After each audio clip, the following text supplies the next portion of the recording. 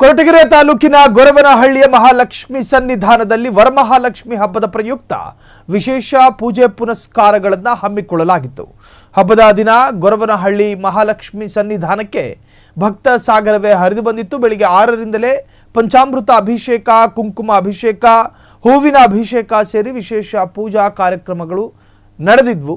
ವಿವಿಧ ವಿಶೇಷ ಹೂಗಳಿಂದ ಗೊರವನಹಳ್ಳಿ ಮಹಾಲಕ್ಷ್ಮಿ ದೇಗುಲವನ್ನು ಅಲಂಕರಿಸಲಾಗಿತ್ತು. ಮಹಾಲಕ್ಷ್ಮಿ ದೇವಿ ಸರ್ವಾಲಂಕಾರ ಭೂಷಿತಳಾಗಿ ಕಂಗೊಳಿಸಿದಳು. ಇದೇ ತರ ಭಕ್ತವಾಂಶೆಲ್ಲರಿಗೂ ಮಹಾಲಕ್ಷ್ಮಿ ಒಳ್ಳೇದು ಮಾಡಲಿ ಅಂತ ಕೇಳ್ಕೊತಾ ಇದ್ದೀನಿ. ಇದು ಗೊರವನಹಳ್ಳಿ ಸುಪ್ರಸಿದ್ಧ ಕ್ಷೇತ್ರ. ಬಂದಂಥ ಭಕ್ತಾದಿಗಳಿಗೆ ಏನೇನು ಅವ್ರ ಕೋರಿಕೆಗಳಿದೆ ಅದೆಲ್ಲ ನೆರವೇರ್ತಾ ಇದೆ, ಅವ್ರ ಇಷ್ಟಾರ್ಥಗಳು ನೆರವೇರ್ತಾ ಇದೆ. ಬಂದಿರುವಂಥ ಸಮಸ್ತ ಭಕ್ತಾದಿಗಳು ನೀರಿನ ವ್ಯವಸ್ಥೆ, ಕುಡಿಯುವ ವ್ಯವಸ್ಥೆ, ಪ್ರಸಾದ ವ್ಯವಸ್ಥೆ ಎಲ್ಲ ಮಾಡಲಾಗಿದೆ. ಎಲ್ಲರೂ ಬಂದು ಪ್ರಸಾದ ಪಾತ್ರ ಆಗಬೇಕು ಅಂತ ಕೇಳ್ಕೊತಾ ಇದ್ದೀನಿ. ಇವತ್ತಿನ ಕಾರ್ಯಕ್ರಮ ಇದೆ. ಇವತ್ತು ಬೆಳಗ್ಗೆ ಪಂಚಾಮೃತ ಅಭಿಷೇಕ ಆಯಿತು, ಆಮೇಲೆ ಹೋಮ ಆಯಿತು, ಅಲಂಕಾರ ಆಯಿತು. ಈಗ ಮತ್ತೆ ನಿತ್ಯ ಪೂಜೆ, ನಿತ್ಯ ಪ್ರಾರಂಭಿಸೋದು ನಡೀತಾ ಇದೆ. ಬೆಳಗಿನಿಂದ ಭಕ್ತಾದಿಗಳು ಯಾವ ರೀತಿ ಬರ್ತಾರೆ? ಬೆಳಗ್ಗೆಯಿಂದ ಭಕ್ತಾದಿಗಳು ಸಾತ್ವಿಕ ಸಾಲಲ್ಲಿ ಬರ್ತಾ ಇದ್ದಾರೆ. ಇದೇ ಥರ ಸಾಗಿಸ್ಕೊಬೇಕು ಅಂತ ಕೇಳ್ಬೋದು. ಪ್ರಸಾದದ ವ್ಯವಸ್ಥೆ ಎಲ್ಲ ಪ್ರಸಾದ ವ್ಯವಸ್ಥೆ, ಊಟದ ವ್ಯವಸ್ಥೆ, ನೀರಿನ ವ್ಯವಸ್ಥೆ ಎಲ್ಲ ವ್ಯವಸ್ಥೆ ಮಾಡ್ತೀವಿ. ಭಕ್ತವಾಂಶೆಲ್ಲರಿಗೂ ಮಹಾಲಕ್ಷ್ಮಿ ಒಳ್ಳೇದು ಮಾಡಲಿ ಅಂತ ಕೇಳ್ಕೊತಾ ಇದ್ದೀನಿ. ಇದು ಗೊರವನಹಳ್ಳಿ ಸುಪ್ರಸಿದ್ಧ ಕ್ಷೇತ್ರ. ಬಂದಂಥ ಏನು ಧರ್ಮದರ್ಶಿಗಳಿದ್ದಾರೆ ಅವರಷ್ಟು 14 ಜನ ನಾವು ನಾಡಿನ ಜನತೆಗೆ ವರಮಹಾಲಕ್ಷ್ಮಿ ಹಬ್ಬದ ಶುಭಾಶಯಗಳು. ಪ್ರತಿ ವರ್ಷದಂತೆ ಈ ವರ್ಷವೂ ಸಹ ನಮ್ಮ ಗೊರವನಹಳ್ಳಿನಲ್ಲಿ ವರಮಹಾಲಕ್ಷ್ಮಿ ಹಬ್ಬ ಆಚರಣೆ ಮಾಡ್ತಾ ಇದ್ದೀವಿ. ಈ ಒಂದು ಆಚರಣೆ ಸುಮಾರು 88ರಲ್ಲಿ ಟ್ರಸ್ಟ್ ಬಂತು. ಅದಕ್ಕಿಂತ ಮುಂಚಿನೂ ಮಾಡ್ತಾಯಿದ್ರು. ದಿನೇ ದಿನೇ ದಿನೇ ಅಭಿವೃದ್ಧಿ ಹೊಂದ್ತಾ ಇದೆ ಈ ಒಂದು ಕ್ಷೇತ್ರ.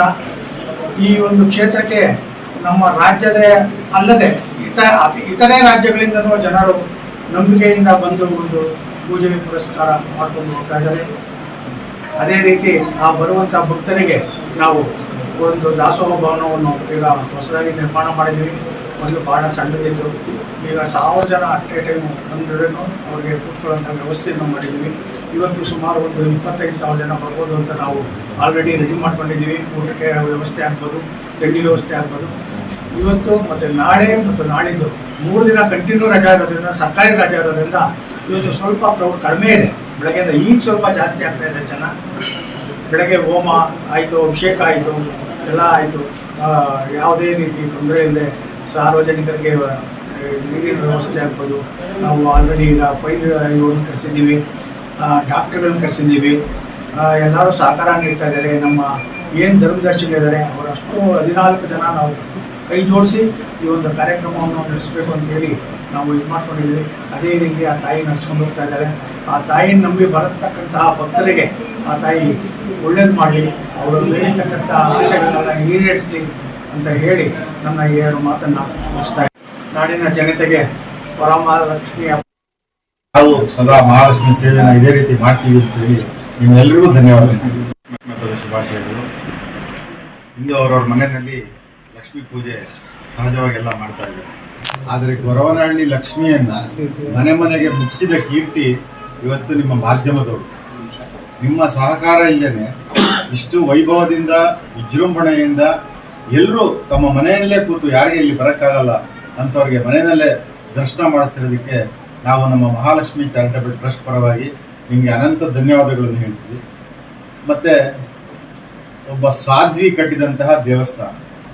ಇಲ್ಲಿ ಸಾಧು ಸಂತರಲ್ಲದೆ ಮತ್ತಿನಾರು ಬರಬೇಕು ಅಂಥವರ ಪಾದ ಸ್ಪರ್ಶ.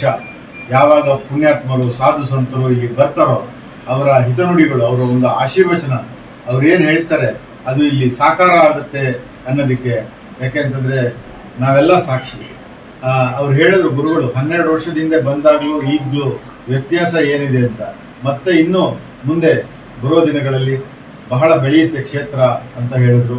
ತಾವೆಲ್ಲರೂ ಕೂಡ ನಮ್ಮ ಜೊತೆ ಕೈ ಜೋಡಿಸಿ. ಯಾಕೆ ಅಂತಂದರೆ ಒಂದು ಚಿಕ್ಕ ಹಳ್ಳಿ, ಯಾವುದೇ ಒಂದು ಸೌಲಭ್ಯ ಇಲ್ದಿರುವಂಥ ಹಳ್ಳಿ. ಈ ಹಳ್ಳಿ ಇವತ್ತು ನಮ್ಮ ಜಿಲ್ಲೆ, ರಾಜ್ಯ. ಕ್ಷಣ ಕ್ಷಣದ ಸುದ್ದಿಗಳಿಗಾಗಿ ಫ್ರೀಡಂ ಟಿವಿ ಸಬ್ಸ್ಕ್ರೈಬ್ ಮಾಡಿ, ಲೈಕ್ ಮಾಡಿ ಹಾಗೂ ಫಾಲೋ ಮಾಡಿ. ಹೊಸ ಸುದ್ದಿಗಳ ನೋಟಿಫಿಕೇಶನ್ಗಾಗಿ ಬೆಲ್ ಐಕಾನ್ ಮೇಲೆ ಕ್ಲಿಕ್ ಮಾಡಿ.